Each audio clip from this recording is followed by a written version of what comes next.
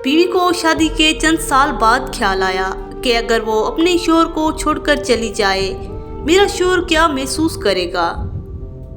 ये ख्याल उसने एक कागज पर लिखा। अब मैं तुम्हारे साथ नहीं रह सकती, मैं तुम्हारे साथ बोर हो गई हूँ, मैं हमेशा के लिए घर छोड़कर जा रही हूँ।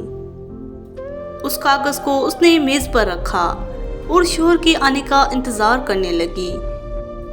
जब शोहर के घर आने का वक्त हुआ तो उसका रद्द अमल देखने के लिए वो बेड के नीचे छुप गई। शोहर घर में दाखिल हुआ, मेज पर रखा कागज देखा और उसे पढ़ने लगा। कुछ देर खामोश रहने के बाद उस कागज पर कुछ लिखा और खुशी से झूमने लगा। गीत गुनगुनाते हुए कपड़े बदलने लगा।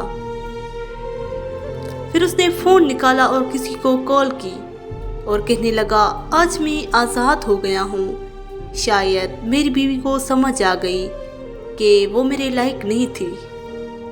आज वो हमेशा के लिए घर से चली गई, इसलिए आज मैं आज़ाद हो गया हूँ और तुमसे मिलने आ रहा हूँ। कपड़े बदलकर तुम भी मेरे घर के सामने वाले पार्क में आ जाओ। शोहर ये कहकर घर से निकल गया।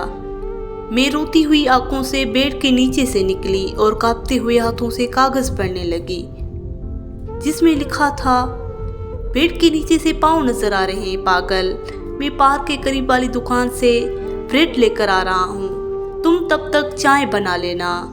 मेरी जिंदगी में खुशियाँ तेरे आने से है, आधी तुम्हें सताने में है, आधी तुम्हें मनाने में है।